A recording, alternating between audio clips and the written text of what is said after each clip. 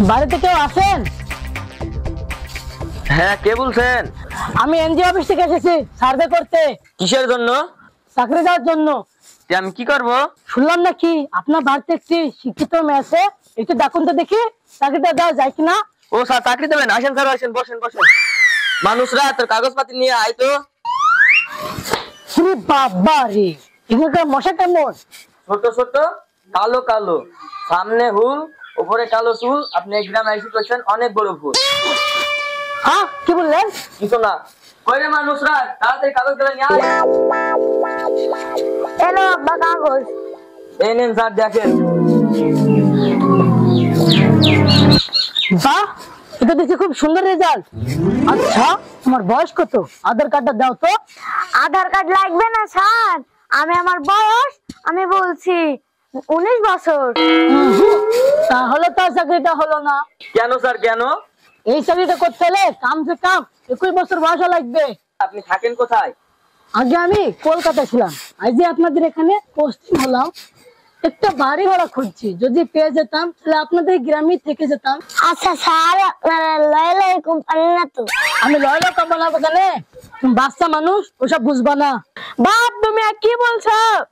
এই গরম এলাকায় তুমি বাসা ভাড়া পাবা না। তুমি একটা কাজ করো, আমাদের বাড়ি থেকে যাও। তা ঠিক আছে খালাম্মা, আপনাদের বাড়ি থাকতে মাসে কত টাকা বাড়ি ভাড়া দিতে হবে? একই বলছো বাবা, তুমি তো আমার ছেলের মতো। তোমার এই বাড়িতে থাকলে কোনো ভাড়া লাগবে না। সে ঠিক আছে খালাম্মা, কিন্তু আমি তো কোনো রান্না বান্না করতে পারিনি।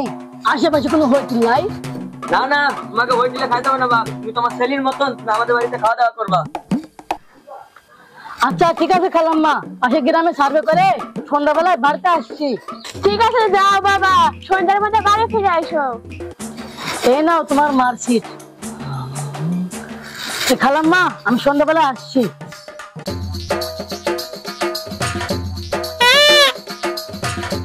চল, খাইতে দেখা, খিদে লাগছে। ঠিক আছে, চলো।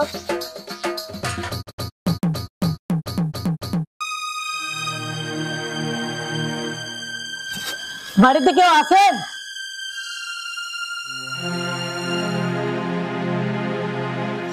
ও স্যার, আমাকে ডাকছেন? দূর মিয়া, আপনার ডাকবো কেন? আমি ওনাকে ডাকছি। হ্যাঁ স্যার, কে বলবেন বলেন। আমি এই গ্রামে সার্ভে করতে এসেছি চাকরি দেওয়ার জন্য। আপনি কতদূর পড়াশোনা করেছেন? মাধ্যমিক পাস। ওকে ওকে, আপনার প্রিয় খাবার কি? আমার প্রিয় খাবার ডিম, ভাত আর ডাল। ওহো, এখানে তো ফেল করে গেলে। আইসি চাকরিটা আর হলো না।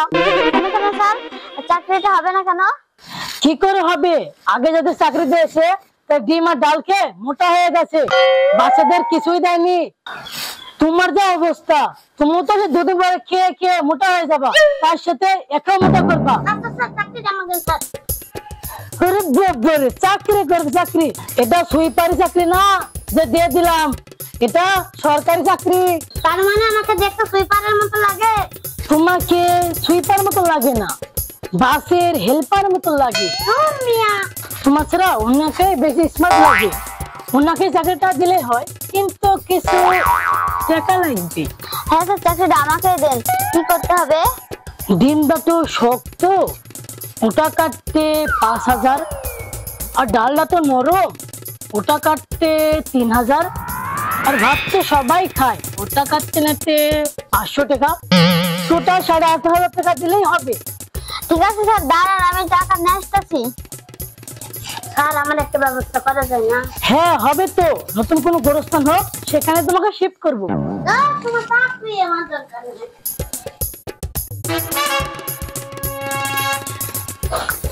এই নিন স্যার টাকা। আমার চাকরি জয়েনটা কবে হবে? হবে হবে, দুদিনের মধ্যেই হবে। বাংলাদেশে টাকা দিলে সবই হবে। যাক, ভালোই হলো, মাধ্যমিক পাশ করবে, একটা সরকারি চাকরি তো হলো।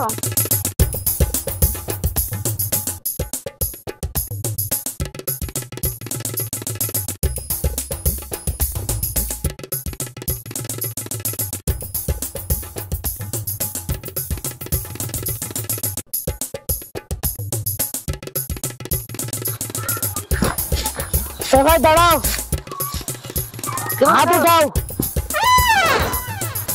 মুখটা ফুলাও, আরেকটু ফুলাও, আরেকটু ফুলাও।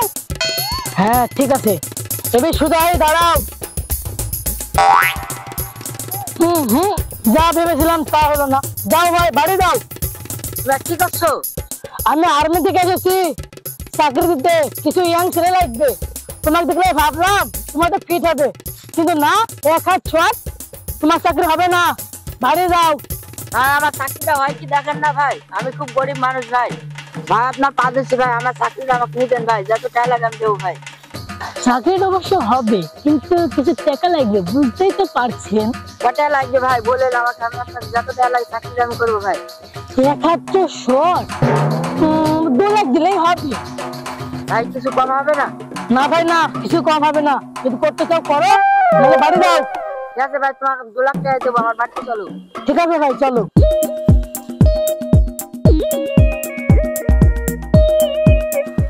স্যার এই নেন টাকা, আমি কবে না জয়েন হবো? এখন তো আমাদের দেশ খুব সুস্থ আছে, যুদ্ধ লাগুক, ঠিক তোমাকে দেখলে হবে। ঠিক আছে স্যার, জয় হিন্দ। বাবা রে, তুমি পারবা তো, থাকো ভাই, আমি কেন।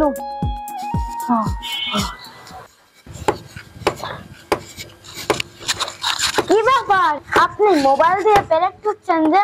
মোবাইলটা ভেঙে যাবে না? ভেঙে যাক না, কত দামের ফোন? 20,000 দামের ফোন, 10 দিন তো কিনা হয়ে গেল, আবার নতুন হবে। আমার টাকার অভাব আছে নাকি? মাসে আমার 20 লাখ টাকা ইনকাম, এখান দিয়ে হাতে রাখবো তো সময় আমার নেই, আমি সবসময় বিজি থাকি। আচ্ছা, আপনাকে একটা কথা বলবো। হ্যাঁ বলুন। আপনার কি বিয়ে হয়েছে? এখনো হয়নি, আপনার মতো একটি রূপবতী মেয়ে খুঁজছি। আপনি কি বলেন না?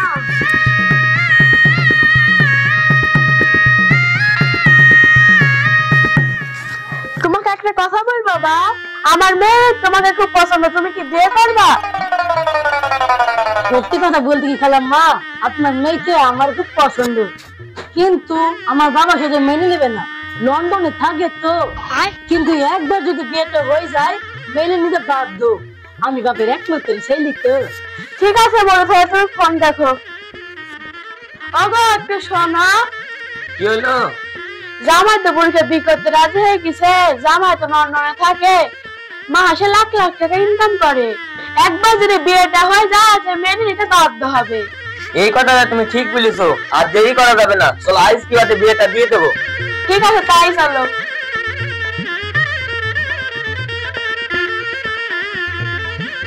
বাপ রেডি হয়ে নাও, আর দেরি করবো না, আজকে তোমাদের বিয়েটা দিয়ে দেবো। ঠিক আছে আব্বা, আমি মন্ত্রী সাহেবকে ফোন দিয়ে জানিয়ে দিই আজকে আমার বিয়ে যেতে পারবো না। বাপ তুমি যা ভালো মনে করো তাই করে দাও।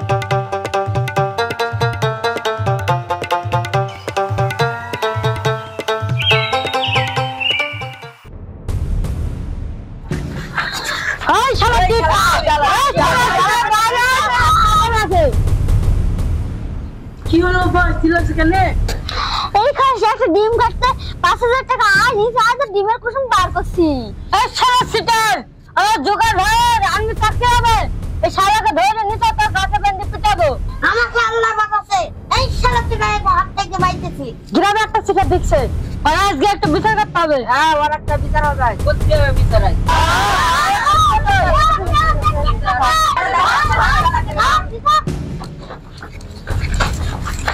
এখানে কি হয়েছে, কি হয়েছে? ওই শালা চিটার, চাকরি দেওয়ার নাম দেয়, সবার সাথে টাকা নিছে। আমার জামাই তো মাসে 20 লাখ টাকা ইনকাম করে, আমার মেয়ের এখন কি হবে?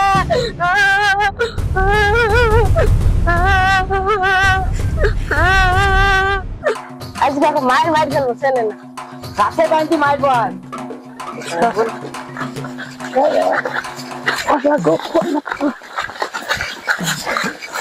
এই তোরা আমার জামাই কেন কোন যাইছি? আব্বা আপনি চিন্তা করেন না, এতে সবাইকে চাকরি দিছি তো, আরে খুশি হয়ে আমাকে হোটেলে খাইতে নিয়ে এসেছে। ঠিক আছে বাপতে যাও। আব্বা আপনি বাড়ি যান, টাটা। এই শালা